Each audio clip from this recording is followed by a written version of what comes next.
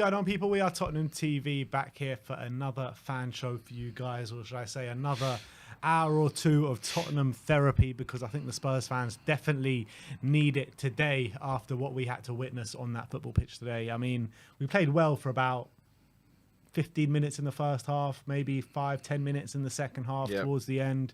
I mean, just nowhere near good enough today, once again. No, and we're playing. We've gone from playing one good half of football to a quarter of a half of football. So in a couple of weeks, we won't be playing well at all. I mean, we're not playing well. But yeah, that was just, it was just another shocking performance, and at home. And they did to us, all right, the same scoreline, it was just the other way around, and it wasn't in the same way that we did and scored 2 goals right at the end. But yeah, they did to us in that, got that 95th minute or whatever it was goal that we did down at the Vitality. So but you know, for me, I think you can't argue that Bournemouth didn't deserve it. They showed more desire, they showed more heart, they showed more passion, and we just showed what we've been showing for most of the season. Yeah, toothless and gutless is what we saw. We saw poor defending from Pedro Porro today. I thought Højbjerg put in another poor performance in the middle of the park. And that Davinson Sanchez substitution is going to haunt us. And for those fans who thought, you know, Spurs might be able to finish in the top 4, for those fans, including myself, that were saying, you know, if we win, we're going into third today, level on points with third. Once again, we fall flat on our faces. And I think that today is probably the nail in the coffin for that top 4 race. I dread to, I mean, you guys tell me out there if any of you think we can make top 4, but I'll be so surprised if I find one Spurs fan to come on today, or even in the chat, that can, hand on heart, tell me they genuinely think that we're going to make top 4, because for me, it died today, if not a long time before today. But anyway, let's get into the guests, and let's go to Michael first. Hi, Michael. How you doing, mate? You're smiling, Michael. Why are you so happy? Did you not watch the game?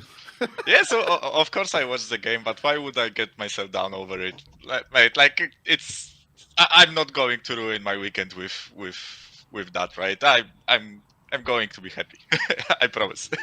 I promise. You promise, yeah? This is the most happy I've ever seen you come on after we've lost. Well, Michael, yeah. you say you're happy now, but let's start talking about Davinson Sanchez and see how happy you stay. Yeah. Mate, like, you know, I don't know if I should be ranting. I guess, like, I kind of wanted to come in here and go all, like, sarcastic, you know, it's Conte's fault. Oh, wait, oh, shit, he got sacked. Oh, maybe it's back 5's fault. Wait, we switched to back 4 for 40 minutes. Oh, wait, shit, what now? Maybe it's hard not to blame the players now. It's really hard not to blame the players. We are running out of excuses. I'm being totally serious, boys. Like, and Davinson Sanchez today was like the crown jewel of that whole shit pie of blaming the players, right? It's cherry on the top, right? That's the one. That's the one. Cherry on the top, Michael. Cherry on the top. Well, the only cherry on the top we're missing is Emerson Royale. He's the cherry on my top. Yeah, if Emerson was playing today, we'd have won that game 5-0. We certainly would have had more of a chance. But no, look, come on, Michael. Sum us up what you thought of that game. We know where, you know, we'll take it where you want to take it. We know how bad the defence was. We know how toothless the attack was until surprisingly Danjuma comes on. But yeah, give us your thoughts, man. Yeah, so like for me, it's I don't really know what to think about it anymore. I just want this season to be over. I'm going to be honest with you, boys. I kind of had hope that we are going to win with Bournemouth, but then after they scored the first one, I was like, nah, it's not ending in our victory. Maybe we will shithouse a draw at our own ground against Bournemouth, of all teams, right? With all due respect to Bournemouth, because I'm going there like in a week. I'm in the like similar location, so I hope no Bournemouth fan watches this and like tries to meet me there.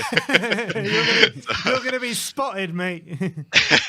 Yeah, I hope not. But on a serious note,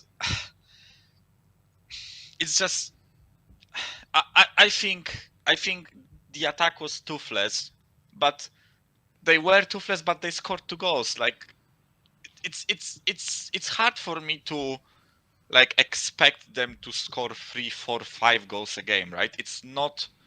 We are not City, right? We are not Manchester City. And you know why City's like attack is so good? Because they have an amazing defense, right? And for me, you build teams from the defense up top, right? And listen, we took the lead with a nice play between our attackers, right? Our wing back and our left winger, right? And Yeah. and like that's what they are supposed to do, right? And what do we do next? We concede an absolutely like awful goal, right? Then second half starts, we concede another brain dead goal. Sorry, I will try to watch my language. That we concede another like completely brainless goal. Davinson Sanchez with the best assist of his life, and then we score one, which is again like our attack is toothless, but they score 2 goals, right? And we concede the third one. It's like I can't expect them to do more. I honestly am like. I am flabbergasted if anyone comes on here today and tries to blame it on our attack. It's not their fault, in my opinion. It's the defense fault, right? Poro today, oh boy, like attacking third he is good, but in defensive third, boy, this guy needs a lot of covering from the center backs, right? Davinson Sanchez, I said I will watch my language, so it's better if I not speak about it. Langley was I think solid, but as soon as he went off, it all went to shit. Right? Shit is a border between good language and bad language, right? For me. So, and then Romero, I've seen some people blaming Romero today, but I don't think he was at fault for any of the goals, and I actually think that he saved our assist like on couple of occasions, in my opinion. So I don't think he had a bad game. And Højbjerg today, oh boy, one of the worst games of his. Skip today also, that wasn't a great performance in my opinion. So, like, we've put on 5 attackers on the pitch, right? They did their job. They scored 2 goals, but we conceded 3. So, yeah, like, riddle me that, right? Tell me what else the attack can do. They can score the third one, right? Then we are drawing. But knowing our defense, we would concede 4. So yeah, it's hard. It's hard to put any blame on the attackers today. I mean, you look at the game today. I mean, it was Pedro Porro, Davinson Sanchez, the same culprits defensively that are letting us down. And it's like, it's becoming too much to watch these guys week in, week out, letting us down time and time again. I mean, Davinson Sanchez gets brought on 35 minute, had to get taken off on the 60th minute. That shows how bad that substitution was. And like, I'm sure you were sitting there in front of your TV watching that game being like, please don't bring on Sanchez. Please don't bring on Sanchez. Exactly. Please don't bring on Sanchez. Who was not watching that game and saying, don't bring on Sanchez? And what does he do? He brings on Sanchez. I mean, where's the sense in it? Sanchez was probably even thinking, do not bring on Sanchez. Yeah, like, you know, the funniest part for me was that Sanchez was pissed off about it. Like, what are you pissed off about, mate? You just drop a stinker. Like, yeah. Like, you know, suck it up. Like 3-0 City. It's up 3-0 City. Yeah, Haaland again. So he's now equaled the Salah record, right? So probably, you know, like probably he will break it this match. So, you know, let's brace ourselves for that. Jesus, what a goal. Mate, like, but coming back to our glorious team. No, it's like, the only other option was Tanganga, right? Let's face it. And or to move to 4 at the back earlier. But wait, we first substituted Langlet and then went back 4, right? So we went back 4 a bit later in the game, I think. I think when Lenglet got taken off, Sanchez got brought on, and Sanchez went right centre back, and Romero went left, and Dyer stayed in the middle. Yeah, so like our only other option than Sanchez in that moment when we had to substitute Lenglet was Tanganga, right? And I don't, like, with all due respect to Tanganga, but he's a bit better, but not much better, right? So, yeah, but that's what I'm saying, Michael. The other option was to maybe go to back 4 as soon as Longley went off. Or bring on Tanganga and leave Romero where he was, because that was, we were saying, weren't we? We were talking about it and we were going, Oh, the right side is really great defensive now with Porro and Sanchez there, and then 2 minutes later we concede a goal. It's just like we could all see it. Everyone, like we said, everyone in the crowd could see it. What was going to happen? It was a strange decision. And look, Longley for me, here obviously his ball over the top for Perisic to then run on and then Son to score. It was like we were in cruise control. I just don't know how we then. What did we do? We suddenly scored that goal. We had the lion's share of the possession, and then I don't know. We fell asleep, or someone looked. There's something in the crowd or the stadium that flicks a magic. Like someone clicks their fingers and they turn into the players that they turned into for the next 60 minutes. I just don't get it.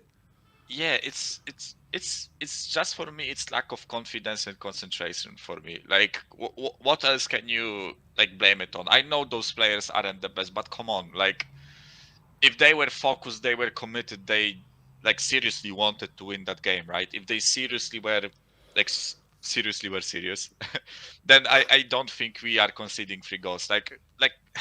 It's an absolute joke for me, right? And you know what the worst part is? That's not the first match this season that our defense let us down, right? If you look at it, like imagine if in the previous summer, we brought on 2 like really good central defenders, right? I'm not saying like Gvardiol and Skriniar or De Ligt or whatever, right? But just 2 solid center backs, right? Some guys that can actually defend, you know? Someone that some knows guys that can actually defend, right? Yeah. So then we are playing a back 3 most of the time, right? And that back 3 can actually handle itself. They don't need like the support of wing backs, center mids, and our left wingers and right winger in defending, right? They don't need that because they are good enough to defend on their own, right?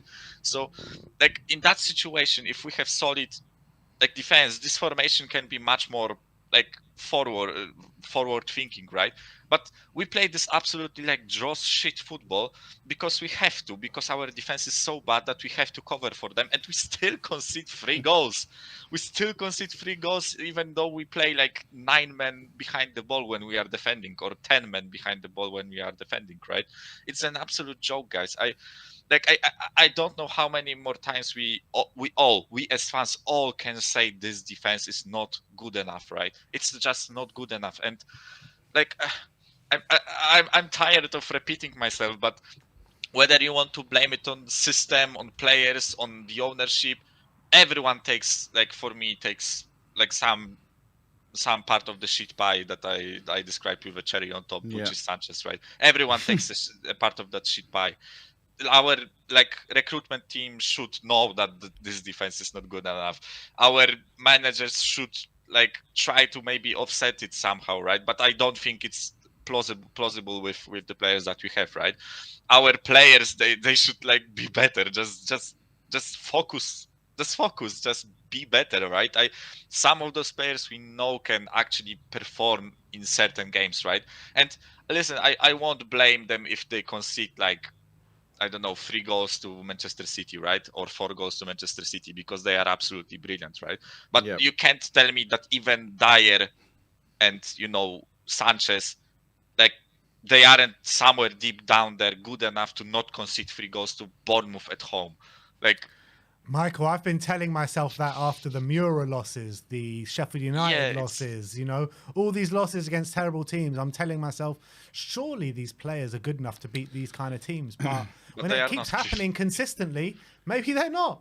No, I think, Michael, as well, we've conceded 45 goals this season, right? Fuck me. Oh, guess how many clubs have conceded more? Bournemouth, Southampton, Leicester probably, like, all those teams that are in the relegation. No, but how many? Give me a number. Give me a number. How many teams do you think more have conceded 4. more than 45? 4.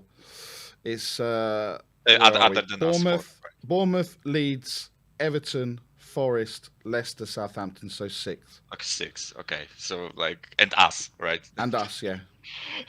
So come obviously. You've got to be happy, Mike. We're doing a little bit better than you thought we were doing. But you know the ironic thing. Do you know what the ironic thing is? We're the 3rd top scorers in the league.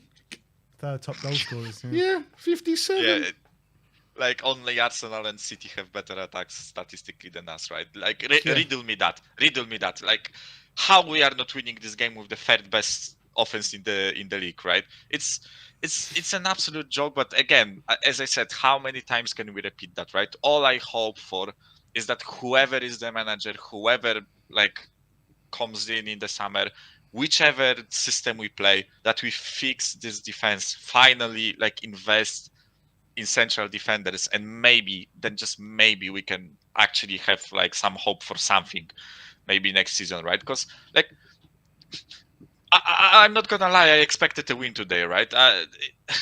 It's, but they didn't win, and like that's why I'm smiling, right? Because it's like, why would I get myself down over it? Like, it's not that I really care about this top 4 race. So yeah, I'm pissed, but I'm also like smiling because my life is my life, right? So I'm not going to. Well, you go and enjoy the rest of your day, Michael. I love that, Michael. I love that, man. Keep that smile on your face, and we'll see you next time.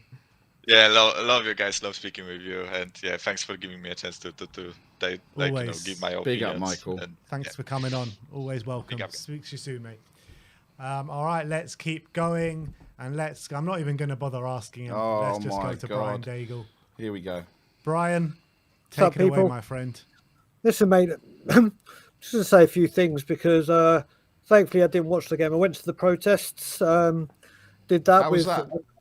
Well, again, there's a lot of mouth from people that say they're going to turn up and don't. Was it busier than last week, or was it No. less? No. less There busy? were people there. There were people there. Don't get me wrong, but we had a win against Brighton and everything was good because we had a 1 win. So let's all calm down because everything's forgotten about after 1 win because we can get fourth, people. We can get. Do me a favour. So been there. It was my nephew's 5th birthday today, and Happy birthday to your Happy nephew. birthday, Levi. For the previous 4, I've been in Canada, so there was no way I was missing spending the day or the afternoon with him. Rather than going into that place, I'm gonna choose. But Ben, I told you I'm gonna try and keep my language down this time. I really am. So what can we say, Nick? You and I had this conversation this morning. I was on Spaces yesterday, and I said it when we were talking. I said this game and the next few. I think I spoke to you, Ben, yesterday on the phone. We were mentioning it, and I said these 4 games are going to come down to desire. Bournemouth, is their desire to want to stay in the Premier League bigger than the prima donnas that we have to try and get top 4 and want to better themselves, or they just want their cushy little jobs where they get their money and just play in a wonderful stadium? Well, Bournemouth got the job against Leicester last season, and last week. Well, they did this. They did today. Desire, passion. They carried on. My main source of relaying what was going on was listening to you guys, and I was literally just playing with Levi, and then I saw a few people saying 3-2, 3-2, 3-2, and I was like, no. So I went outside into the garden and watched you, and then by the time I got to the garden, Nick, your earphones have gone flying across the studio like mine have plenty of time. So like, yeah, that's all I need to know. Then you look forward, and people actually think we're going to go to Newcastle next week with that place rocking. I think we're going to have the desire when these players crumble away. I'll give you Sheffield United, Southampton, Milan, all these other places we go to and capitulate and crumble because, oh no, they're singing too loud. It might hurt my eardrums and I can't hear what people are saying. Then we're going to go to United. Or United are going to come to us. Yeah, all right. Then we're going to go to Anfield. People think we're going to go to Anfield and win. Yeah, because Ben, how many times have you been to Anfield and won? Many a time. No, that we've won. Not once. Brian, I've got some bad news as well. Laura's coming with me to Anfield, and every time Laura's gone, Tottenham haven't won. So Mate, that's another omen. I'm going to say it again. I've come on here for best part of 3 years. I think when you read out that thing, it's 30 months I've been a member for. So 30 months I've been coming on this channel. And all right, I was quoting Levy out from the very, very start, and probably the first one that came on this channel and really, really started championing it and saying it and really non-stop putting my. But I've been on here the last few months saying I'm not going to say we're going to win. I'm not going to say this is the best time to play this team. They're in the bottom. I'm not doing it anymore. And people say I'm negative, I'm toxic, I'm not a supporter, I'm not this, I'm not that. Be positive. How's that working for you? How is the positivity working for you? And now what will probably happen right now, at Tottenham, you've probably got 6,000 to 7,000 people topping up money at the goal line bar and having Asian noodles or fish and chips and goddamn chicken. We have a defender in Porro that can attack but can't defend. We have Emerson who can defend but can't attack. We've got a left wing back who's had that huge crash, and God knows if that's the kind of mentality he has. We got players here, like Marcus Sanchez. People want Poch back. Sanchez still here doing all this shit. Dyer, Davies, Lloris, all this shit. It doesn't matter if we get Nagelsmann, Company, Poch, the Jolly Green Giant, Captain Birdseye, Dora the Explorer, Buzz Lightyear. None of it fucking matters.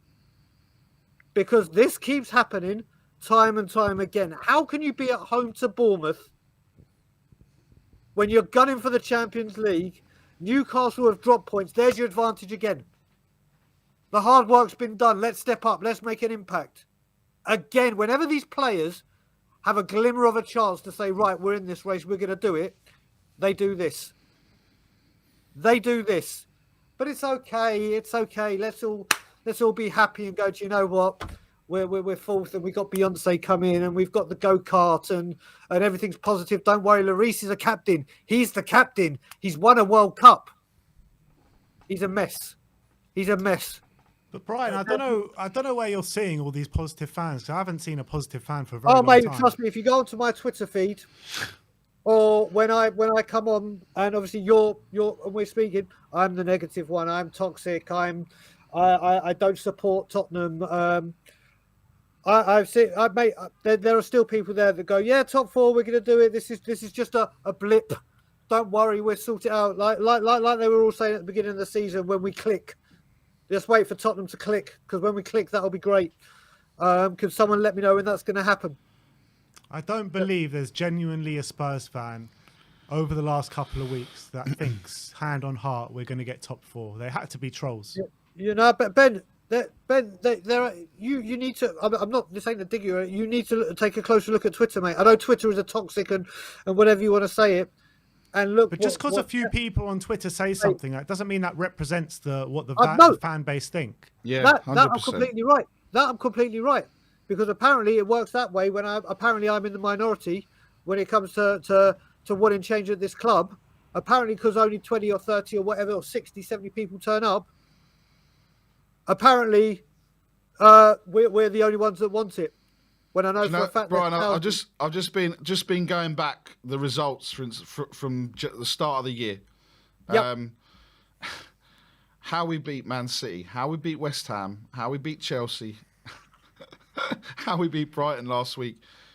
In the course of, what is it, 2, 4, 6, I think it's like 20 games in all competitions.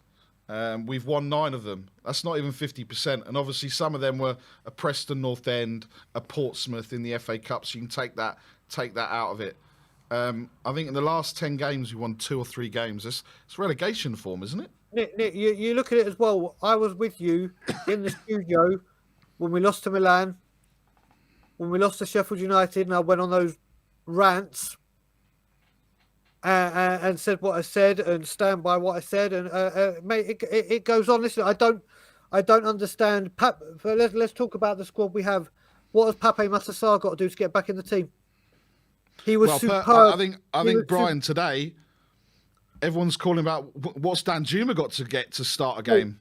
Well, Ben and I last week were asking the police if they saw him. They've obviously found him and dropped him off safely because. Nice goal today, by the way, Brian. He scored a nice goal. Say again? Today. He scored a nice goal today. I look forward to watching that. But you look at it, Pape Matar, when Ben and I saw him come on at Palace, he looked good. He looked good against Portsmouth when he had the full game. Okay, it's Portsmouth. He was incredible against AC Milan. Probably the only player that can leave with his head held high against Arsenal in the North London derby at home. Yet we don't see him again. I heard you in the commentary, and I keep hearing this, Ben. Last few games, I was there with you last week at Brighton. Why is Skip the most advanced player? Why is Skip leading the charge? Listen, I'm a big fan of Ollie Skips, but he's not that player. Why is he doing that? You've got players in there. Mate, I would love to see Alfie Devine for the rest of the season. I'm not even joking. Everyone knows my feelings on Alfie Devine. These players that are in the first team They need a rocket up their arse. They need to say, just because you're Pierre-Emile Højbjerg, who, as people know, is my favourite player next to Alfie, it's like you don't just play because you're Pierre-Emile Højbjerg and you're our only midfielder that's fit. You don't perform, then we'll find someone that does. Yeah. There are youngsters in there, Mundell, these players that will come on. And I spoke before with you, Nick, I mentioned it, stream, passion, desire, commitment, fight. Those youngsters will go on the pitch and do it. They may not get the result we need. They may not, but at least they'll fight. At least they'll run through brick walls. Even when we had the shit teams in the 90s, one thing I will say is they gave what they could get. They ran their socks off and tried to do everything for the team. They weren't as good as the team is now, but you could never lack them on spirit. You can never lack that they'd leave everything on the pitch. I hope and pray to God, and I'm being serious here, we get Conference League. I want them to go to all these shitholes in Europe and go sit on benches where it's minus 20 degrees and there's no under seat heating to keep your tushies nice and warm while you're on the bench, get splinters in your ass, freeze and have to run up and down the pitch, get budget airlines, stay in budget hotels. They need a dose of reality. They need a dose of... Nick, sorry, but there are people... Sorry, Brian, go on. There are people that go to Spurs week in, week out, and they work damn hard for that season ticket or ticket. They work damn hard to be able to take their child to their first game, or their relatives, or people that they work. Even the international fans that pay ridiculous money to get flights over here to get to experience this, and travel up and down the country where people from Newcastle, people won't get back till 3-4 in the morning on Monday morning, and they'll go to work the next day because they have to. These players walk on that pitch, put in performances like this, and get a performance bonus for playing in the match. For walking on that pitch and playing, they get a bonus. They see more money in a week than a lot of us will see in a lifetime. And it's just like... And I heard you use my line, Nick, of Romero Bingo. I've just put a tweet and a poll out on Twitter to hear excuses bingo from the manager, the players, mainly Hugo Lloris and Kane, because they're the only ones that have balls to come out, or the admin team, to hear how many times we'll hear we learn from this. We go again. We come back stronger, back to work. All these nonsense bullshit lines that they feed us for that. For that. Yeah, it's hard to disagree, Brian. I think everything you said is pretty much bang on the money. But yeah, thanks for coming on today, Brian. Always a pleasure. Brian. And please, for Brentford and Palace, the protests are on. Help. Do something. Help us change. All I want is for this club to be goddamn successful. All I want is for this club to be challenging again, as does everyone else. And the only way we get there is, and as always, Levy out. You go. You heard it there first from Brian. Absolutely top passion there from Brian. Absolutely spot on as well. We've got a new member in Mark Ferguson. Welcome to Silver. And there's also a chat here from George. George, you member for 15 months. One thing left to say: Enoch out. Manager makes no difference. Yeah. Absolutely spot on. We've got Tottenham forward Arnott Danjuma. We have to come to terms with it. I think we did our best to pursue an extra goal. If you're Spurs, you should always try and go for the win, which we've tried to do. Inevitably, you leave some space for Bournemouth to counter-attack. It is always a bit dubious scoring against your old club. I have nothing but love for Bournemouth. They treated me well and gave me a very good 3 years. Football is a business, though. I'm at Spurs now, and I give my all for the club. It's a bit quiet in the dressing room, but as quiet as it is, we are still excited about upcoming games. We saw Newcastle drop points. The game has not been good for us, but we go back to the drawing board and work hard in training. Yeah, worked so hard to finish 8th this season. It's going to be so great. But look, let's go to our next guest, someone who we haven't seen in a while on We Are Tottenham TV, and he goes by the name of Rez. How are you, my brother? Yay! Yay! I blame Woo! Rez. Woo! I blame Rez. Because when Rez is sat next to me, we don't lose. It's Rez's fault. It's me. Yeah, no. But thank God. Thank you, Buddha. Thank you, Allah. Thank you, all the deities that we got rid of Conte. Because now we can play really good football, right? Because that's what we need. We need to play really good football. And that's definitely going to happen under Conte's number 2, isn't it? Yeah. Congratulations, guys. All of you are going, Conte played boring football. Yeah, that was good. Wasn't it? That was enjoyable today, wasn't it? Because no, it wasn't. As always, we focus on irrelevancies. So I'm going to try and help people focus on the actual relevant points by answering questions about the relevant subject. So by all means, ask me what you would like to talk about. Well, Rez, let's talk about the game today, I guess. Let's start there. What better place than to start with the game today? And you know what? However bad Spurs were, we did nearly nick it right at the end with that equaliser from Dan Juma, Richarlison right at the end. Bournemouth go up the other end and nick it. But what is it about this team, man, Rez? Can you make any sense into that decision to bring on Davinson Sanchez today? Yes. It was an enforced substitution because Longley was injured. There was no need to make a tactical change. You bring on a defender in a like-for-like substitution. The question, the relevant answer or the relevant question is, why are we in a position where Davinson Sanchez is the player that we have to bring on when one of our central defenders is injured? And the reason for that is because we have a chairman who doesn't understand football, who looks at player investment as part of his business planning, not as part of his planning to win something. So we have our 4th best defender is Davinson Sanchez, a player who would struggle to get into any other Premiership side. That is the relevant point. That is what we have to discuss. But I get that. Hold on, Ben.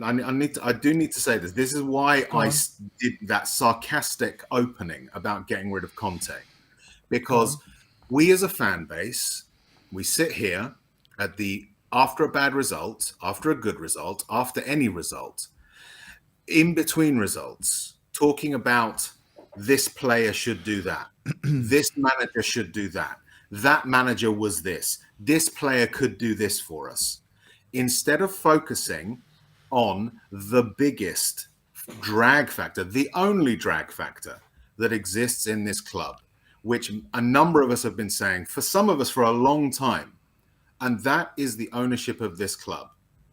Under Daniel Levy, this club will not progress beyond being just a bunch of also-rans, okay? We will buckle. The reason is because that chairman, does not care about winning at the expense of his investment. That is the first factor. And the other factor is that he is making up for his own inadequacies by being far too involved with the playing staff and with the actual the football side of things, because of the fact that he is always there. If you go back and watch the All or Nothing documentary, when Danny Rose was being told by Jose Mourinho that he would not be part of his plans, Danny Rose turns around and says, okay, I'll go and speak to Daniel, as in Daniel Levy. That is not something that should happen. Our chairman is far too involved and he does not know football. He thinks that because he's been in place for 2 decades plus, that qualifies him to know about football. It doesn't. It tells him how the business side of football might work, but it doesn't tell him anything about football. And yet he thinks he does. As I said on Thursday, okay, the only guarantee that Tottenham Hotspur, the only guarantee that any manager at Tottenham Hotspur has is that guaranteed he will be screwed by Daniel Levy. And so I think that Daniel Levy should be our next permanent manager. So then maybe he'll go fuck himself. He more or less is our manager anyway, isn't he? That's the point. Yeah. But we can argue about the tactical decisions that Stellini made today. We can argue about whether or not Davinson Sanchez is a decent defender or not. But these are all irrelevancies. Answering or solving or coming to a consensus over those issues will not solve anything at Spurs. The consensus that the fan base should coalesce around is that our chairman is not fit for purpose. He is not fit for purpose. It is not a question of whether he's a good man. It's not a question of whether or not there are better men out there or women or worse men or women out there. At the moment, the key issue is that Daniel Levy is not fit for purpose because his decision-making lead to every negative outcome at Spurs. Why do we not have youth players coming through from the academy? It is because he has staffed or understaffed the academy with coaches that are essentially just yes men, who do not tell him the things that he needs to hear or he should be hearing as a chairman for him to fix. He doesn't like that. So he employs people that won't tell him those things. That's one thing. Why can other clubs seem to unearth these talents that we seem to miss? It is because he cut and hamstrung our scouting department in favor of a statistics-based system that's more like Football Manager, which a number of other clubs dabbled with and found wanting and rejected and put aside. But because it saves us money, he has persisted with long after other clubs put it aside. I thought Spurs don't use that system because I thought that's not the anymore. system. That's the Not system anymore. that. Not anymore, because that's the system that it's Brentford, Brighton, and Liverpool were using when they were very successful. No. They were successful at first, but then you find that when everyone else uses it, you're not actually gaining any great advantage. That system gave you an advantage over other players in concert with the scouting system. What Daniel Levy did is that he used it in isolation and then found eventually after many years, especially after those 3 transfer windows, that it wasn't working and has eventually, under pressure from other parts of the club, to put it aside. This is a man who insists on any takeover that he should be retained as the chairman. Why? For what reason? What have you done to qualify yourself to be the person to take Spurs forward?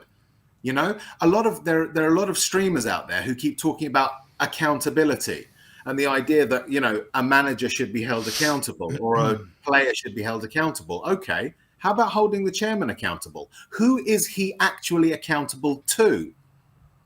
Answer me that question. Someone come and tell me who Daniel Levy actually answers to. And this is why protesting is essentially the only option available to fans, and why a protest, no matter how big it is, no matter how small it is a valid thing to do, because he has no one else to answer to, no one to pull his strings and say, hold on a minute, let's look at your performance, shall we? Yeah, everything at Spurs has to revolve around the question of the ownership. We were a club that, no matter, even in our bad times, we're always in the conversation as a potential winner of things. We are no longer that. We are now encapsulated by Ferguson's famous halftime talk of 3 words: lads, it's Tottenham. That is what our club has been turned into by Daniel Levy. I don't care if he was part of ENIC or just some random person who had the money to buy it. Daniel Levy is the key problem here. And he has to go. He has to be removed from his position as any influence over the footballing side of Tottenham Hotspur as a football club, as an organisation. How do you go about removing an owner, Rez? The only thing that you can do, the only thing that a fan can do in this scenario is to protest, because unfortunately we have a disease here in that we believe that it is right and proper for a football club to be treated as a business. It isn't. And I'll tell you for why, because a football club does not work to the very, very basic fundamental of the capitalist system, which is supply and demand. There is no supply and demand in football. The fans do not choose. I can't say, well, this club doesn't quite meet my needs. I'm going to go and support, Man City because they're winners. That isn't a fan. We are a captive audience. We have to support. And Daniel Levy knows that. Okay? There should be a lot more anger over the shiny baubles that Daniel Levy has brought about. Because I'll tell you for why. Because although, the stadium will remain part of the club and the training ground will remain part of the club, the building of those things have turned him into a billionaire. They spent, ENIC, in total about £120 million on the various stages of the purchase of Tottenham that has led them to where they are now. Their asset is now, they value it at £4 billion. If they sell up, they walk away with £4 billion. Who pays for the stadium? We do. We pay for it. They don't pay for it. They haven't dropped a penny. In fact, Daniel Levy gets his seat free every other week for every home game. We don't. We pay a ticket price.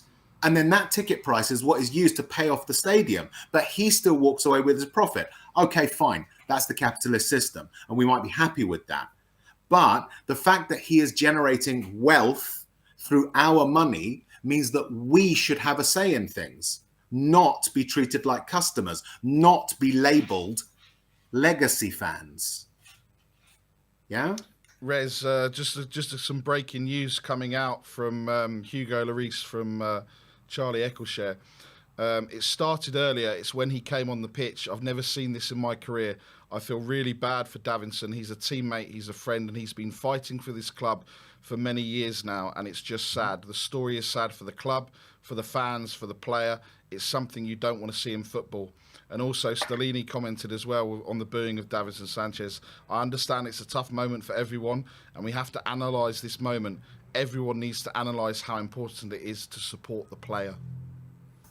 Yeah, I mean, look, we can go over and over all the ramifications of what that substitution meant. But is that the first time that we have seen a player subbed on and then subbed off? Is it the first time we've even seen it at Tottenham? Everyone remembers Hossam Ghali throwing his shirt to the ground, but few remember that was because he was subbed on and then subbed back off again. It's happened a number of times. It's not that significant an event. What is significant is that we had one of the top 3 managers in the world, and we sided with the players against him. Okay? Because what Daniel Levy did in getting rid of Antonio Conte was say to the players, you can continue to behave as you have been in a way that has cost managers, your other teammates, this club, the fans who support it dearly over the years. You can continue to behave in that fashion. You can continue to not commit. Am I surprised that Davinson Sanchez is described by Hugo Lloris as a player that fights for that club? No, I'm not. Because I would imagine that he thinks that he could do a lot better than some of those that get picked week in, week out. The likes of Eric Dyer with his leadership. Yeah. Now, last time I checked, I've been a manager of people in the past. None of the leadership sort of training that I've undergone ever said that pointing to somewhere consists of leadership. And shouting, don't forget. And shouting, yeah, that's right. And shouting at people, In fact, pointing and shouting is often seen as bad leadership, okay? And yet this is a player that rumours are is going to get a contract extension. He is a player that could not get into the first team when we had better defenders and is arguably a worse defender. Not his fault, because his development was damaged. But this player should not be, in the words of the commentator that I heard earlier today, marshalling our defence. But as a club, it is cheaper to renew the contract of Eric Dyer than to upgrade him.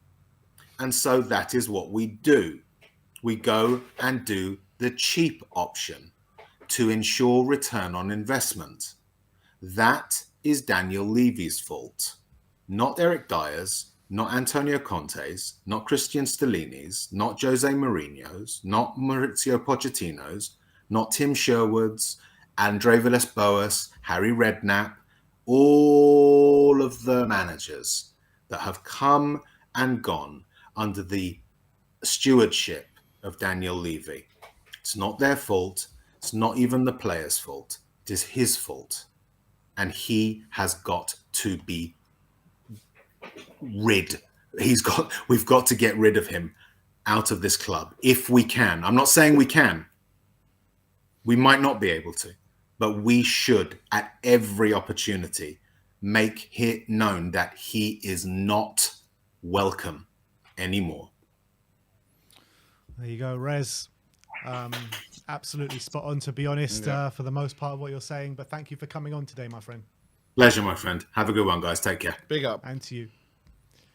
Wow, a lot of passionate Spurs fans coming on today. Let's keep going and let's go to Elias. You all right, Elias? Big up, Ben and Barry. How you doing? As usual, Spurs. Yeah. But big up to Rez. He made up some really good points, and I think we need a voice like this often to hear from, because he was bang on. Like, some of the points that he brought up were exactly what we needed to hear at this point, because the current state that we are in as a football club, it's absolutely bad. And I think we were having a conversation earlier in one of the streams as well, that if we continue on in this kind of situation, it's very easy to drop even from the mid-table spots, like the 7th, 8th. We may be ending up in 9th, 10th regularly in seasons to come, the way other teams are looking, like the likes of Aston Villa, the likes of teams like Newcastle, the likes of teams like Brighton, who are building a great project, who have a football philosophy going into their business, and they have a football business model rather than a money-making business model only. And if they continue like that, we are actually going to fall behind them very easily. And that's on Daniel Levy and the board, because they have. Oh, is he gone? Man City have just made a double change at half time. Haaland has gone off after scoring 2 goals in the first half. Am I back? Yes. Yeah, you're back, Elias. You're back. Elias. Sorry, you just got cut off there. Yeah, you were saying something. No, I was just saying that because the Man City game's just starting again. Haaland got taken off at half time. Yeah, he's doing a great job. In fact, Haaland will be breaking, I think, Salah's record soon if he scores like one more goal in the Prem. Yeah, I think one more. Yeah. Yeah. So yeah, so I was actually saying that at this point of time, it's clear the problem is not the manager, it's not the formation. We did play 4 at the back, by the way. For all those of you who have been crying out that yes, we should be playing 4 at the back, we did play 4 at the back for 30 minutes. We did brought Danjuma on. Danjuma had a okay game, I'll say. He that goal was good. I won't deny that. But again, it's not a player who can just change the game. He's not that kind of a solution to our problems who can actually change the game for us. He can score goals, yes, I agree. But other than that, is he giving us that creative element in our game? No. And again, it's scoring against Bournemouth doesn't make you like a big player. It's good that yes, in a pressure situation, that yes, you can score goals, but he's not a solution to any of our problems that we are dealing with. And right now, I don't see anything positive going into the season from this club. My expectations are very low. I think we even Europa League, if we can make it, it's a miracle. The way we are playing, the kind of fixtures and the line that are lined up ahead of us, is very hard to even end in the Europa League spots. 3 crucial fixtures where you're playing like Liverpool United and Newcastle. It's gonna be tough, in my opinion, going from this run. But let me know your thoughts as well, guys. Like, yeah, Elias, I get your point on Danjuma. He's not the solution and everything else, but he's come on. He's showed more passion than most of the players on the pitch did today, and he scored a goal ultimately. So what does he have to do, or what do other players like Pape Matar have to do to get into this team? Because Danjuma, okay, the argument when he started, he scored against Preston on his debut. We get it; it's Preston North End, right? But he's come on, and potentially, obviously, there was Richie was offside, and there was that, but potentially he could have won, won the game for us. And I'm not saying You know, I'm not saying that he is the solution. I agree with you, but surely there are players that are not playing that potentially deserve to be playing. Like for me, if Danjuma doesn't start against Newcastle on Sunday, I don't really understand what's the point. He may as well have not been signed, right? I agree with you there. I agree with you there. Yes, that I think as a player like what Danjuma is right now, the way he performed today, to a certain extent, I think I will give him a chance over Kulu in the starting 11 for the coming fixture. Maybe not the maybe not the next three. All three of them maybe against Newcastle. I will bring him on maybe a slightly early.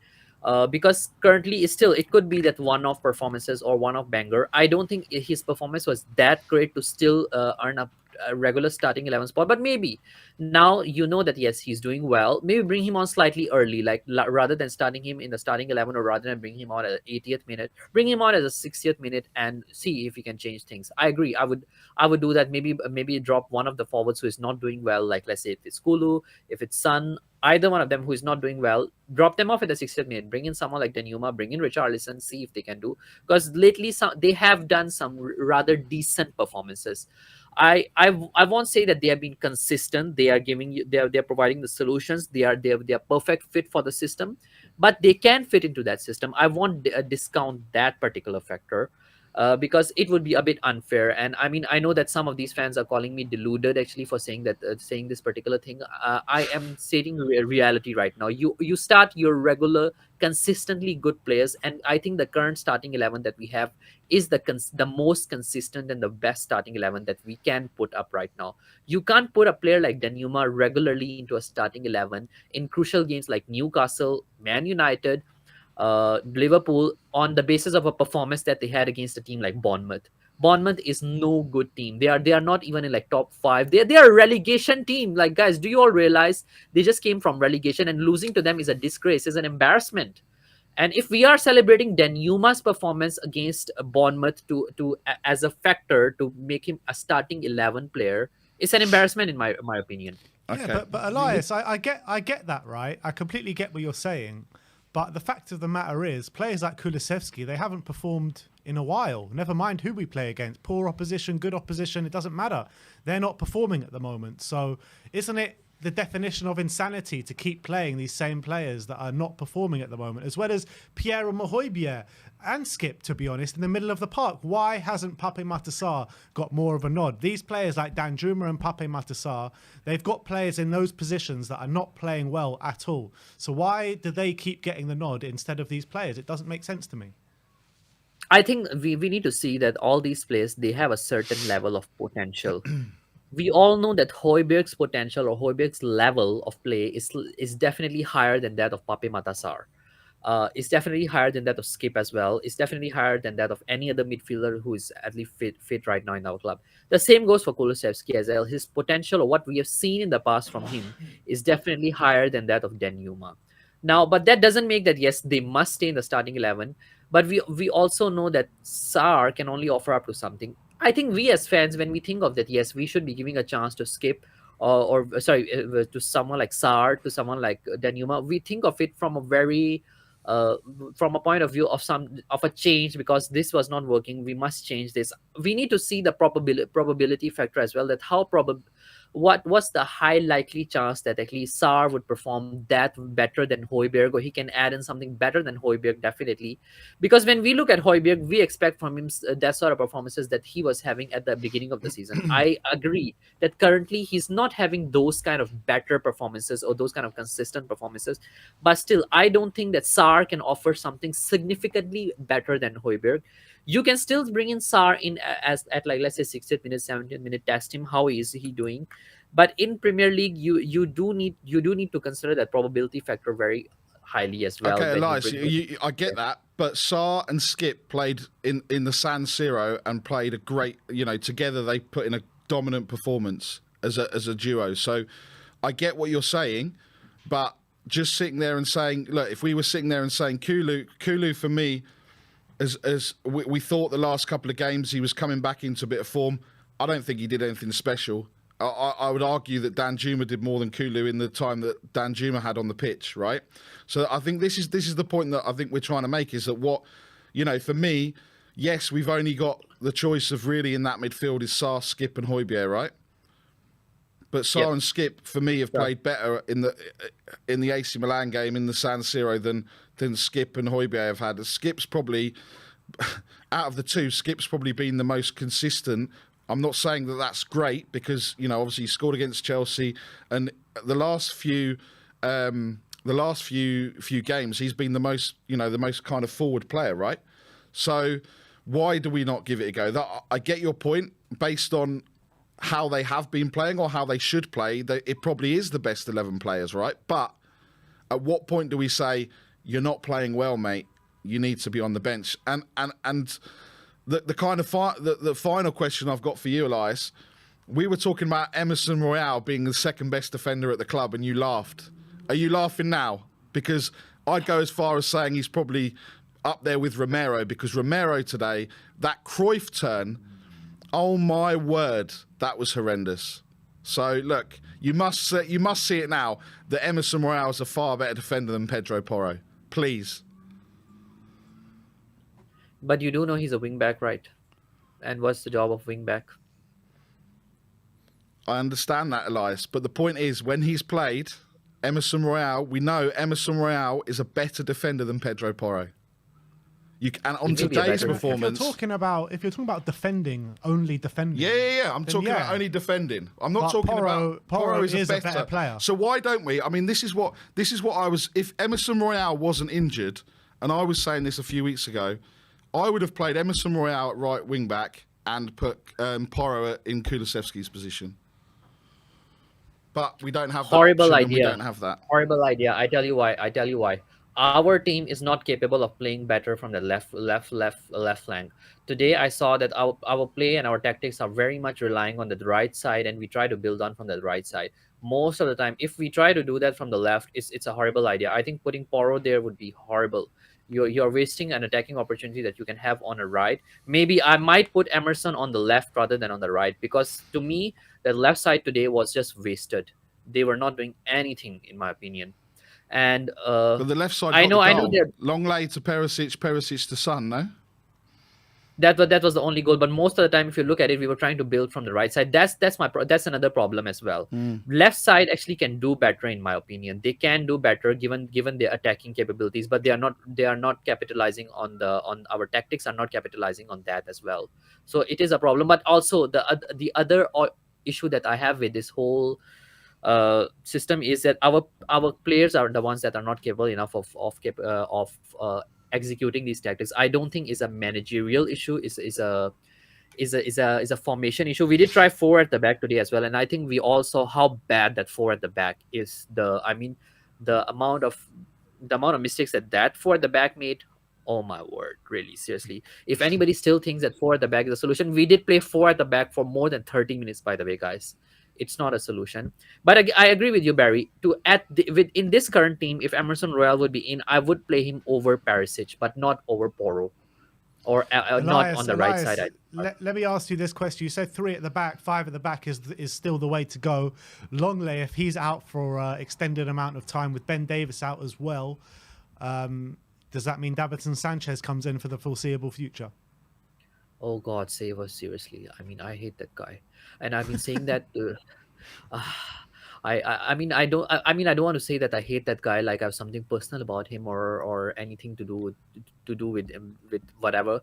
But seriously, like that guy, he doesn't even know like how to pass a ball properly. I mean, all of you can just imagine the guy who came on as a sub, got subbed off at the 60th minute. That just tell you how horrible that player might be in the opinion of a manager. And I've been saying that for so long. And you know what will happen? In the pre-match press conference, then he'll go, well, Longlay's injured. He's an injury doubt. The team are behind Davinson Sanchez. We trust him. We know he's going to put in a performance, and that's what's going to be the narrative come Thursday or Friday. So yeah, it's difficult. Elias, I seriously don't have any hopes from Davinson Sanchez. Like I would rather start Tanganga over him. Man? I would start Tanganga over him, not Sanchez. Like that guy doesn't even know anything about about passing. Like he's just out for me in all honesty. And I've been saying that to the fans for a long time, and I think you all saw it today. Some people have been saying that, okay, start him over Dyer, start him over Ben Davies, but no, that guy's just finished. He's no better option than Dyer or Davies or whoever. Like the Yeah. current back three is the best that we can among the fit that we had, but now Langley is injured, so we see what's going to happen. Elias, thanks for coming on today, my friend, and we'll speak Thanks, to you man. next time. Cheers, Come on, Elias. you Spurs. Come on. Let's keep going. A couple more guests left. Up next is George. George, how you doing, mate? Yeah, not too bad, guys. How you guys? Yeah, going through the Getting there. motions, to be honest. Getting there, George. Another performance, you Yeah, know. were you there today, George?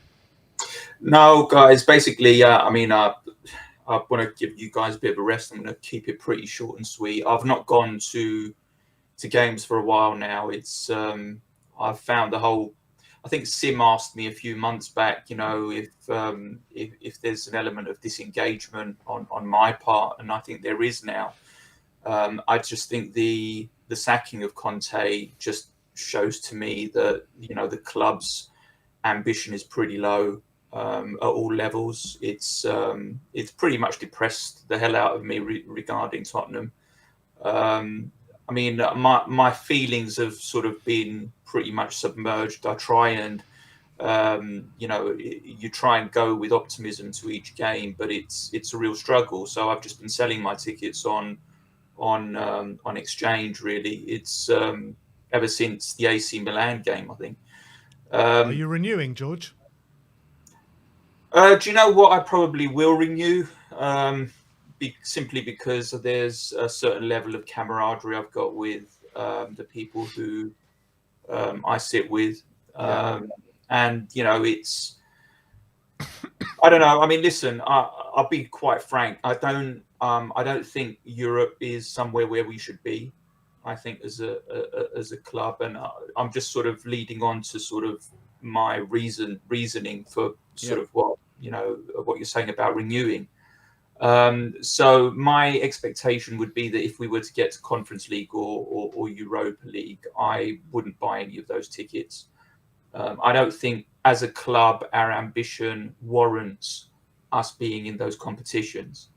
Now, the only thing I think the Champions League has given Tottenham Hotspur has been ENIC basically putting it back into the stadium. They've certainly not invested in the players or the managers. So to me, it's just a pointless exercise. I cannot see this ownership ever really putting the club first regarding football. So as a supporter who wants to see trophies, I would rather not have that expectation of winning the Premier League or winning Champions League. I would rather know where I sort of stand, which is where we were in the 90s, and whether we can have a run in one of the domestic cup competitions. And you know, if the draw sort of lands favourably, then maybe we win something like we did back in 2008.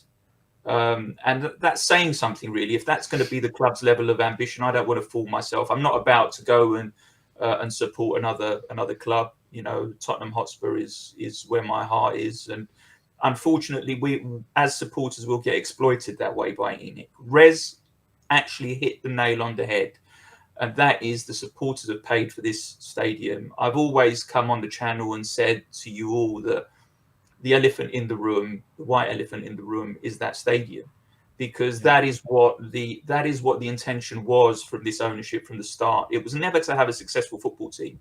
It was to get the supporters to pay for that stadium, which has escalated their value in wealth to the levels that it is. Now, if we look at things realistically, is Harry Kane going to really hang around? We know he wanted to leave last season. He stuck around because no other club wanted to go into a dogfight with Daniel Levy in the price that he was asking for Harry Kane. So he had to like it or lump it. He will be exiting as soon as possible. So where exactly does that leave us as a squad? That squad without Harry Kane, without a world-class manager who's going to attract the players that we need in order to be pitching ourselves where we should be. So where's that going to leave us? Are we looking at now into the future? When we look at Everton play, is that what we are looking at as our future? You know, a very nice stadium, lovely trinket, you know, as lovely bauble to look at.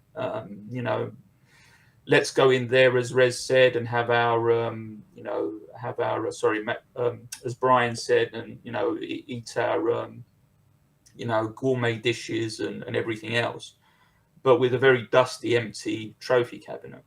So, listen, ENIC really doesn't have a choice to make. I think ENIC knows where they want to be, and really the only thing that we can try and do is embarrass the owners into maybe putting a bit more money, or perhaps having to back a manager at some point.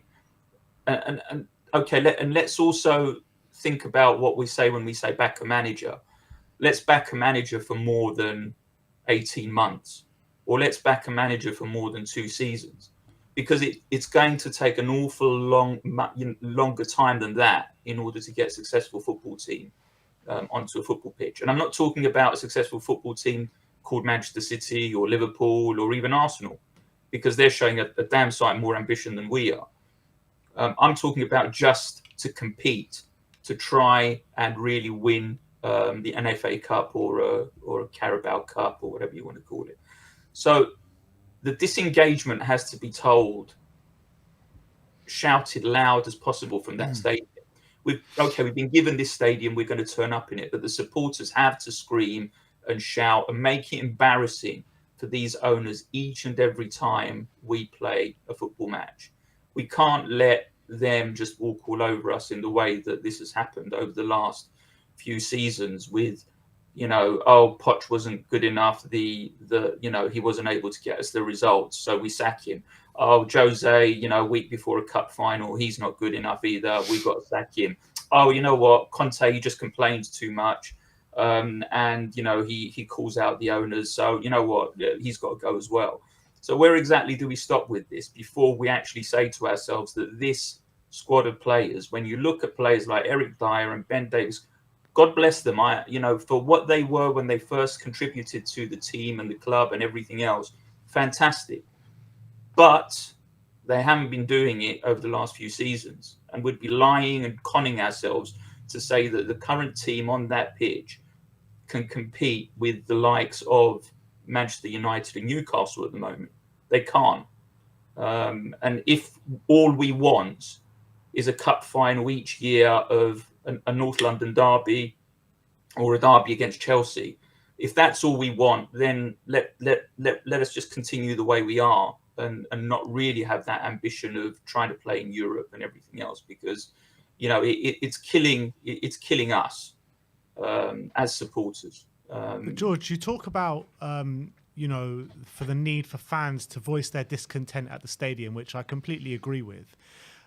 But when he's making these profits that you talk about, when he's got so much money coming in, and he knows even if the discontent, you're going to voice it from the stadium, you need to get into that stadium to voice that discontent. So if he knows that those seats are going to be filled up regardless, will he care about the discontent that maybe we're coming from the stands? Look, that's only going to carry on for a certain amount of time, Ben. I mean, this is a new stadium where everybody's, you know, it's got a hell of a lot of publicity. 1 billion new stadium. It's got Harry Kane in there. It's got Sonny. Take out Harry Kane out of that stadium. Take out Sonny from that stadium. What are we going to be left with?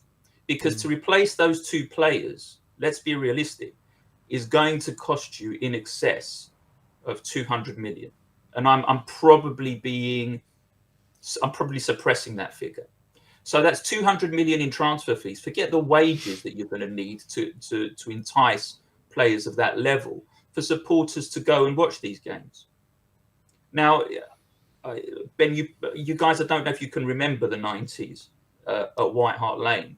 I do. There I wasn't- remember going. I remember going with my uncle and all the protests for Alan Sugar to get out and George Graham to get out and all that kind of stuff. I remember those days. Right. So it wasn't too difficult to get a ticket back then. Yeah. You know, it wasn't too difficult because we'd had to stomach a lot. There wasn't much to go and watch unless, you know, you were happy to go and watch, you know, the elegance of David Ginola, and sort of the gung-ho mentality of Stephen Carr and, you know, Robbie Keane. But we're talking about 3 or 4 players here. Yeah. And roll on all these years, and we're still really talking about 3 or 4 players. Yeah. You know, that's not changed. You Yeah. know, and it's been talking about successes on the football pitch that should have been built on.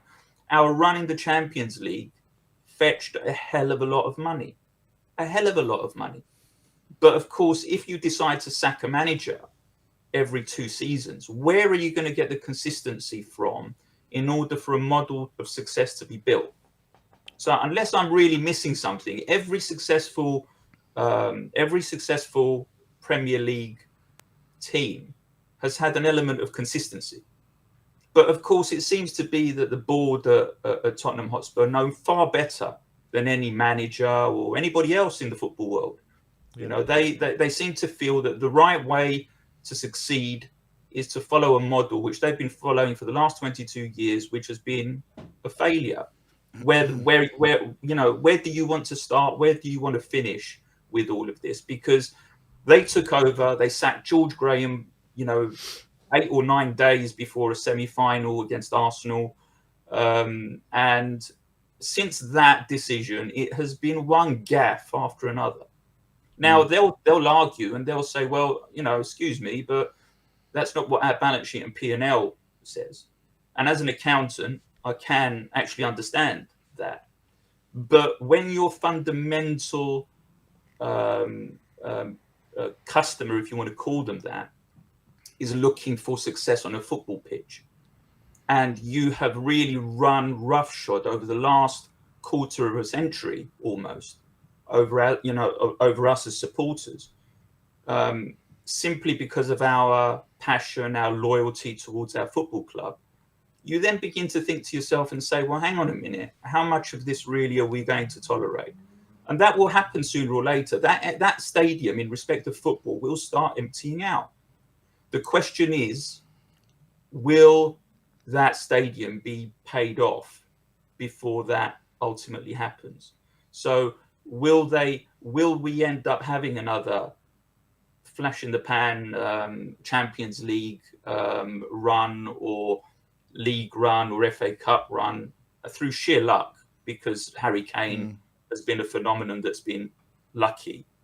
It's not been something that has been engineered or created, especially from what I'm hearing in respect of our academy at the moment, which is not operating particularly well. But look, you're right, Ben. Yes, do we then renew our season tickets? Well, I think they're beginning to see the cracks if they're freezing the season ticket prices, because had they even raised those by £5, I think there would have been an uproar like no other. So, you know, I think George as well. I think if we'd have been in 3rd place like we could have been, then I think 100% the prices would have gone up. Probably. And I think you're right, George. I mean, look, this morning I looked, there was over 3,000 tickets available for today's game. At the start of the week, there was probably a couple of hundred tickets for the Man United game. I've just looked now. There's probably over 1,000 that are available, and there'll probably be more over the next coming days, and probably even more if whatever happens at Newcastle, right? Which I'm sure we can all agree that it's only going to go one way. With Newcastle wanting to avenge today's defeat and seeing what's happened, right? So, yeah, I think you're right. I think we need to, you know, we are going to see the cracks, but at what point is it going to be, you know, is it going to be the cracks that we want to see and things are going to happen in the way that most people want it to happen? Yeah, look, again, it's very difficult to see a light at the end of the tunnel. I think the only voice that we have is one that's going to be heard in the stadium, and let's try and embarrass Enoch and Daniel Levy as much as possible. You know, we've got to be saying to them that we are not happy, and if if they're not willing to listen, then maybe they'll be willing to listen to pundits who will play it on Match of the Day, who will say there is a voice of discontent. I think there is. The problem is here then, and Conte was absolutely right. We have created over the last 20, 25 years a mentality, a culture of failure. And when the failure happens, we shrug our shoulders. We say, well, it's Tottenham, isn't it? Oh, we're Spursy, aren't we? You know, it's. But this has been something that has not been, that isn't, our history is far more prominent over, you know, our existence of being successful, not the last 20, 25 years of not being successful. We need to remember that. It's difficult because we've as supporters, and especially some of the, don't want to sound, you know, as though I'm, you know, over the hill, but certainly some of the younger supporters would have seen very little in silverware. I mean, I still consider myself lucky now, having grown up with seeing a few FA Cups and a UEFA Cup wins. But, you know, some of the younger ones haven't. And it's very easy to get caught up in that culture where we're Spursy and shrugging our shoulders. We shouldn't be. There is still a burning desire with our fan base to be successful. And we've got to let that be channeled correctly and get together, forget all the toxicity and everything. We all want to see a successful Tottenham Hotspur. When you get into that stadium, say it loud and say it proud and tell the world that we want Enid and Levy to get out of the club, and don't feel embarrassed to have to admit that the stadium that has been built has only been for one purpose and one purpose only, and that is to have a very cheap stadium in one, you know, in London, which has got paid by us as the supporters. Yeah. George, thanks a lot for coming on today. Great call as always, and we'll speak to you next time. Take care. Big up, Come George. on, Come on, you Spurs. All right, let's keep going, guys. Up next is KPV. Not happy, KPV. Talk to me. He's in the mud. He's in the mud because he's still not unblocked me. Shut up, Barry. Shut up, man. Enough with that. Did you unblock him yet? No. Ben, shut up, bro. I haven't blocked anyone. He needs to stop bringing that up all the time. Just been busy, KPV, haven't you? Just been busy. Yeah, like, I'm still pissed off. No, thank God I didn't. Thank God I didn't go. How the fuck did we lose 3-2 to Jimmy Savile's lot? God. Look, how did we lose 3-2 to Jimmy Savile's lot? Please don't say that again. KPV, don't say that again, man. What are you talking about, man? Did you watch the game today? No, I went shopping. How did we lose? Well, Bournemouth scored 3 goals and we only scored 2 goals, KPV. That's how we lost, mate. Yeah, man. Get Sanchez out of the club, man. I'm glad I didn't go because I went shopping for food. So I went shopping. Did you get anything nice, KPV? Fortunately not, mate. But at least I had. At least I had Subway though. I had Subway, a cheese and steak sandwich. At least I had Subway, yeah, because I prefer Subway. But what bread did you have, KPV? I think it was the herbs one. Italian herbs and cheese. Oh, you've got good Subway games there, KPV. Good Subway games. Yeah, mate. but what is it? Madison, yeah. No, Iniacho scored. Oh, the former City man who won the Community Shield against Leicester 20 months ago. Shocking, but like. Shocking. I don't care, man. Coming out with the stats and the facts, KPV. Facts, and yeah, so I'm glad I didn't watch the game, but stop bringing on Sanchez, man. Seriously, like, he brought him on against Milan when, if you need a goal, you keep Kulu on, but then you go and bring on Sanchez. Like, he's not good enough, man. Get rid of him. Should have kept Juan Foyth, because Foyth's better than him. Should have kept Toby and Jan. Like, Sanchez just sucks. I'd have asked to see if Yaya Toure could have come on today because he'd have played better than Sanchez. No, KPV, you told me last week that Spurs are going to get top 4. Oh wow! Suck that, man. Suck it up. KBV, even Oh, I'm not that good God. deluded anymore to say we're getting top 4, mate. I mean, look, I was thinking today, look, we go into 3rd place. I'm thinking, oh my God, that haircut's going to have to happen. But I think I'm safe now. I think I'm safe. There's no Emerson Royale Shepherd's Pie haircut going on here. Emma Go, yeah, no haircut. Like, I watched his Instagram live video the other week, and it was live with Richarlison. So Yep. I watched, but yeah, he's better than Sanchez. So put him at centre back, and he'll do better. Because I hear Ben has been doing the what do you call signings thing, like Paratici, and Ben hasn't put no future here. Get a job, Ben. Put him at future here, because he does have a future. So you're disrespecting. If you would have watched it, KPV, you would have seen I tried to argue Emerson's case, but it was the person who normally sits there. I watched it, Ben. So you're even going to change that, or else you're getting something. You're still getting a stunner. You're getting a stunner. Come on, I'm waiting, KPV. I've been KBV on the waiting. top rope with the 2 beer cans. Like, yeah, but where's Expressions? I bet he's fuming. I bet get Expressions on the channel soon, and he can give you a good old one. Expressions is better than anyone else, so but get him on the channel and he'll tell you. But yeah, fuming today. Newcastle lost, and now yeah, we lose. Like, second time we lost 3-2 at home since Southampton last season, when we lost back-to-back home games. Southampton and then Wolves. Scumbags, blood. Wow. What's just happened is Pedro Porro's just deleted all his social medias, apparently. Really? Yeah. What? Let me guess, he's got abused like Højbjerg did, and he deleted his Twitter account. So like, that's probably that. He's deleted. Well, Probably got trolled by Emerson's Twitter account. People saying you're better than me. You're in the mud, Porro. You're the mud, blood. Yeah. Well, maybe it was me. You're the problem. I manage Emerson's Twitter account. You're the problem. You're the problem. Went on a rampage, KPV. Yeah. Went on the rampage, blood. Like, but KPV, anyway, look, it's been a pleasure speaking to you today, my friend, and we'll see you next time. yeah, you will. But anyway, Ben, you still need to do something. And I want a game, mate. So, yeah, we're not done yet, you and I. This thing isn't over until I say... Me and you are done, KPV. It's not over yet, mate. It's over. No, we haven't finished. It's over. No, it's not, Ben. We haven't finished yet. So Over. Done. Finished. No, it's- Finito. KPV is done like Tottenham's top 4 chances. Once you Ben- concede over 10 goals, that's it. You can't concede over 10 goals in a match and demand a rematch.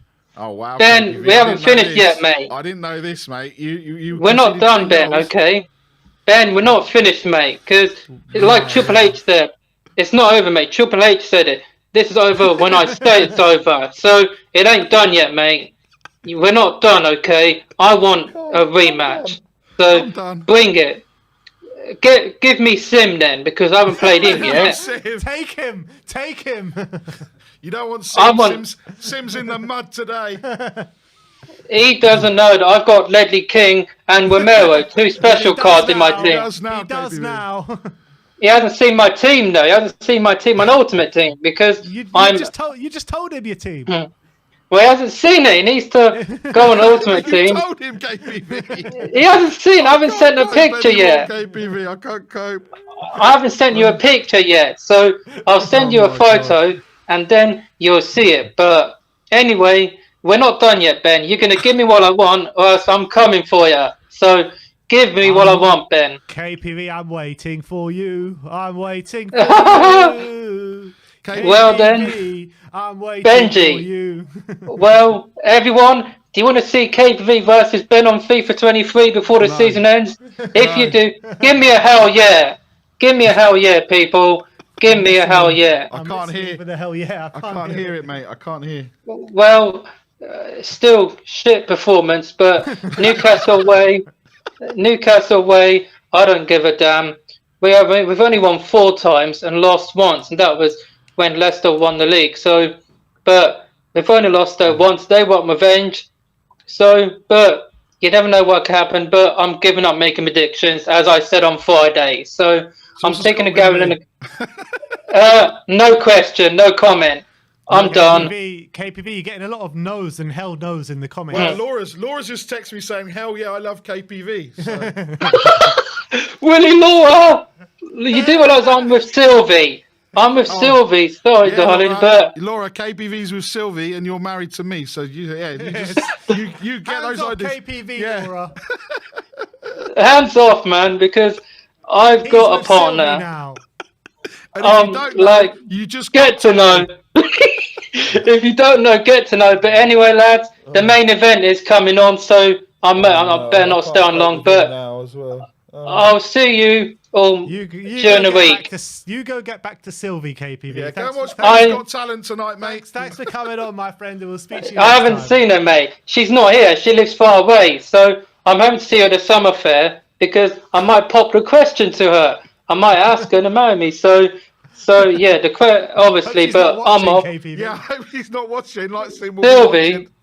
no, Sylvie will probably say yes because 6 years. I've been with her for 6 years. So have some of that, people. 6 years, lucky. So I'm off, What a people. man, what a man. and as always, Lock and up as your always- waters. and as always, Levy sucks. Ben in. Oh, Ben in after he called you out, Ben. After he Come on, called you Ben out. in. Oh, God. Here we go. I don't know if I can cope with this And next from caller. one whirlwind to the next, let's finish off the day with Mr. Box Office. How you doing, Alex? You know what? I said to myself, I'm done. I've switched off, and I have switched off. It's not Netflix and chill watching Tottenham now. Absolutely Netflix and chill. How can you chill wasn't watching even- that? Bro, I'm done. I was done a long time ago. After the FA Cup, I was done. Because we Did should you have go been- today, we should Alex, at least got- or is it you that done? You're not even going anymore. Nah, I'm not even going anymore, bro. I couldn't be asked. Couldn't be asked. That's why I'm here. Because I would have been at the stadium with Ellie. Because she offered me a ticket. Well, it was Dermot that offered me a ticket. Big up to them, but I just couldn't be bothered. I mean, for me, I think I've had this argument already, and I'm not. Listen, I'm not defending it. I'm not defending the whole thing. All the players should be able to play any formation, but I know that people have said that, oh, with better coach, you could get better out of these players. I don't think you can. I don't think you can. I've had people now defending Dyer, Virgil van Dyer now, saying, no, he weren't that bad today. He wasn't the fault today. Well, I'm sorry. I've got the same energy every single time with this guy. He needs to be out the door. I'm sorry, he's done. You know what I mean? Alex, sorry. what do you say about the state of this football club, right? I counted a few weeks ago, I counted 19 players that are currently in our squad that either their future's up in the air or they're not good enough for this football club. And I'll name you them right now, right? Ndombele, Lo Celso, Winks, Reguilon, potentially Hill and Roden, all out on loan. We don't know if they're going to come back or what's going to happen with them. Lucas, Hugo Lloris, Danjuma, Longley, Perisic, either contracts running out at the end of the season or they're on loan, so they're going to be going back. And then you've got players like Dyer, Sanchez, Sessegnon, Tanganga, Davis, Højbjerg, and potentially even Emerson Royale, which I dare to say with this guy sitting next to me in the studio, all potentially not good enough to take us forward. He's crap, Emerson. So that's And 19 Nick players. knows it. 19 players, and on top of that, you got Harry Kane's situation hovering over us as well. So how the hell are we supposed to move on without a manager, without a director of football, with 19 players' futures up in the air? What is the state of this football club? Well, it just sums it up that we've got still Prodigy still in our books, and they're still wanting to stay. Who's cooking? Cooking what? Cooking nothing at the moment. Yeah, they still want him at our club. That just sums it all up. Honestly, I don't even know where to go with this. You named all those players that are still at our club, right? That's just not a club that's not even organised, and that's it. The thing that sums it all up, right? Because I think the league's a bang average league, yeah. And this is something I need to explain on my channel. I mean, obviously, Alex has got a day job, and he's been keeping me on the straight and narrow. He's been holding me off because he's told me that Alex, no, Mr. Botsif, no. My dad's been telling me no, enough now. Do it on your channel, Mr. Bots Office. Do it on the channel.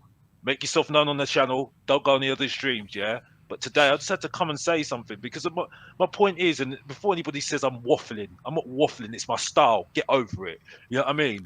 And start respecting Mr. Box Office. That's all you need to do. You know what I So mean? what is your style to waffle?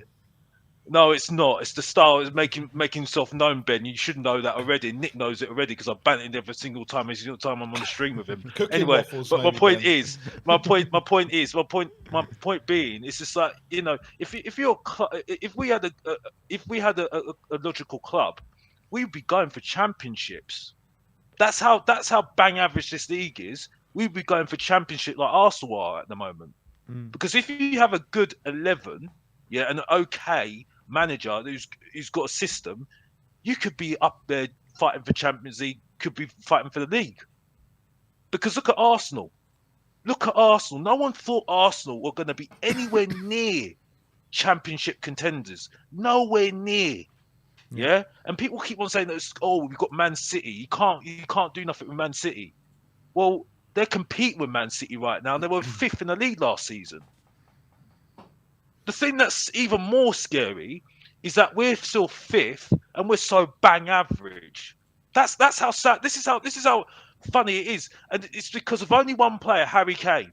The only one player, Harry Kane. So think about it. If we had a decent team, decent defenders that actually work together well as a partnership, because this is why I'm saying we can't play a back four. Because think about it. Do you think Romero and Dyer are a good partnership in the back four? Please, come on now. Answer. No chance. No chance. Do you think Lanley and Romero are going to work well as a partnership? No chance. Absolutely no chance.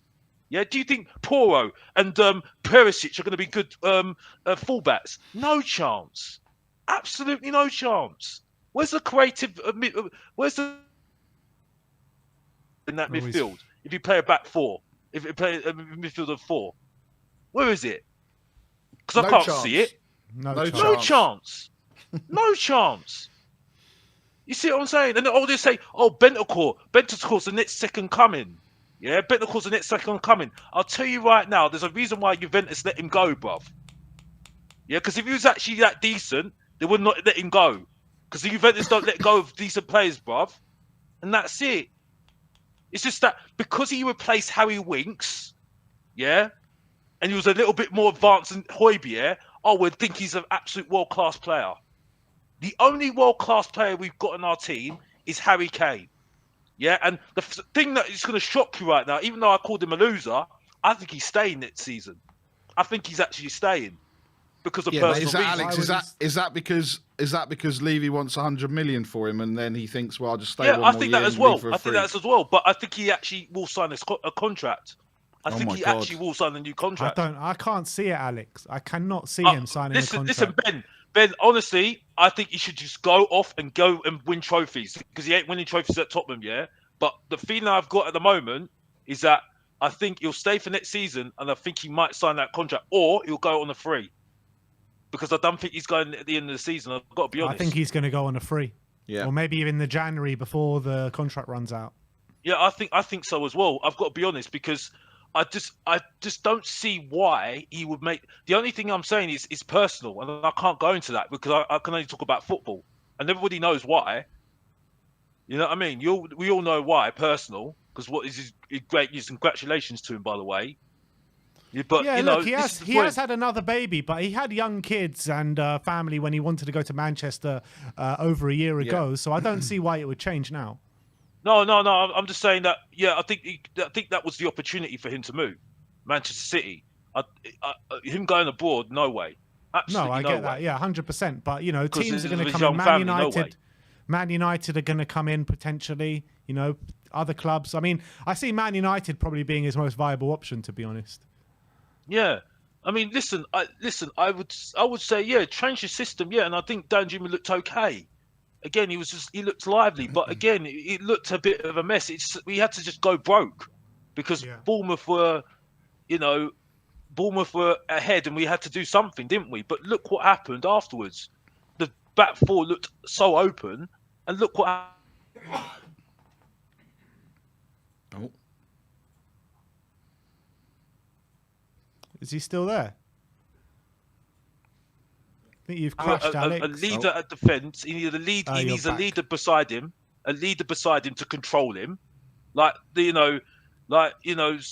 someone who can just control him as well as do well for himself as well. You in the midfield that is going to work well as well, attacking wise and defensively as well, and the whole team's working. That team is not. There's no cohesion. There's no chemistry. Like you're talking about Son and Perisic don't get on with each other. I mean, how does that work? You know what I mean? How do we move forward as a football club, Alex? How do we move forward? What are the next steps? That's a $1 million question, Ben. I don't know. The only thing I can say is what I feel at the end of the day, and I think at the end of the day, I think we need an attacking manager that is gonna. If you're gonna get somebody like Company in, or get somebody like an up and coming manager, you've got to look at it like say this. Okay, I'm gonna go through some really bad times here. Okay, don't sack me if I have a bad time. You know what I mean? We're going to have to go through some pain, and we're going to have to let go of quite a few players, and we're going to have to start all over again and try and start from the ground up. And this is the whole club, the absolutely whole club. Now, I don't know what this Scott Moore going to do. Scott Moore's, sorry, I've got my tongue tied. Scott Moore, was it Munn? Scott Munn. Sorry if I got that wrong. I butchered his name. Now, I don't know what this Scott Munn's going to do. But there needs to be an actual target of what do you want? Do you want to win trophies? What's the end goal? Do you want to be winning the Premier League like Newcastle have done? They said they want to win the Premier League in the next 5 years or so. They need to have a target, and then they need to look from top down and say, okay, what do you want to do as a strategy? I think Sava says a lot of things that I agree with a lot of the time, and I think it's about what is a Tottenham player? You know what I mean? What is a Tottenham player? And I think we need to start with the manager, bringing him in, or the head coach, start a philosophy that is good football, right? Whether it doesn't win anything, the football that we enjoy, and bring it on further. And after that goes a little bit still, or the manager goes, you keep to that system, and that's it. And you have to have the chief, the director of football, the same. Everyone needs to be flying from the same hymn sheet. That's the way I think it should work anyway. Like Brighton, for instance, if no one really knows what I'm talking about and don't know what I understand what I'm talking about, what Brighton were doing, what Leicester were doing, that's what I think we should be doing, basically. Because and I think people will be much happier with that moving forward. And I'll be happy with that as well. But you've got to understand there's going to be some pain, like the Arsenal situation. Because for me, I think Arteta gets an easy ride, 110%. Listen, I've got nothing against Arsenal, because at the end of the day, I've seen Arsenal banter us the last how many years? No, the last decade, 2 decades. Yeah, right? Where they've won championships. I've seen Sol Campbell go over there, which I don't care about now because he won trophies. I didn't win trophies. Only won one trophy at Tottenham. Right? I've seen them win the title at Tottenham Hotspur. So for me, it's no difference. I'm immune to it now. I don't care anymore. Yeah. But my point is, right? They went through pain to get to where they are now. Okay, that's what we need to do at the moment, and that's it. We need to start all over again. Now, if you want to just have this target of getting Champions League, sorry, I don't see it working. That's me thinking. And if you're gonna give people like new contracts like Virgil van Dijk, Langley, before the manager comes in and starts, and I've got a really bad feeling they're gonna if Dan Juma has good couple of games, they're gonna try and sign him as well.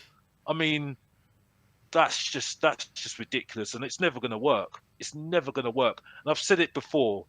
Yeah. If we don't sort ourselves out, without Harry Kane, these players are going to get us relegated. These players are going to get us relegated. Absolutely 100%. And this is something, right, that I didn't want to say, because you know me, Ben. You know me and David were debating this for a long time about these players. And now I'm saying the same thing he's been saying. Yeah. What does that say to you, Ben?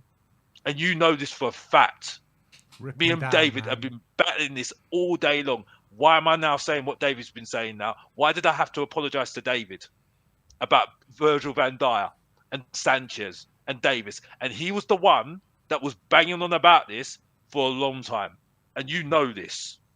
You know this. I know this. Mr. I Box do know Office this. was Mr. Waffle Office. Mr. Well, Box Nick, Office. no one listens to you, bruv. You need to respect Mr. Box Office. If you don't know, get to know. But anyway, big up to you, by the way, Nick. But he gets me tickets sometimes. I have to be respectful to him anyway. So I'm the Box Office then, am I? Mr. Ticket Office and but Mr. Box Office. Yeah, that's all I can really say. That's all I can really say. It's not really a big rant. It's not really a big rant at all. And I don't want to hear people telling me I need to calm down and everything else as well, because I'm getting fed up with that as well. Because as far as I'm concerned, it's called being a football fan, by the way. It's called being a football fan. I think people forget about being football fans these days, because I think, we need to be articulate with our words. I'm sorry. You can be articulate with words, that's fine. But there are football fans, you know what I mean, that are passionate about the football club. And that's it. And they've got a style. And this is my style. And that's it. And if you really want to know, you know where to find me. Mr. Box Office TV, if you really want to know. If you don't know, get to know. I'm done. Anyway, I'm out of here, bruv. And that's it. I'm done. Yeah, take care, guys. Yeah. Good to Take speak care. to you, Alex. We'll speak to you next time. Take care. There you go. I think his dinner was ready. I think that's why he's getting called. Alex, your dinner's ready. But look, that brings an end to the fan show today. Thank you, everyone, for joining us. It's been a bit of a whirlwind the last two calls, but no, I thought there were some really good callers today, some really good opinions made.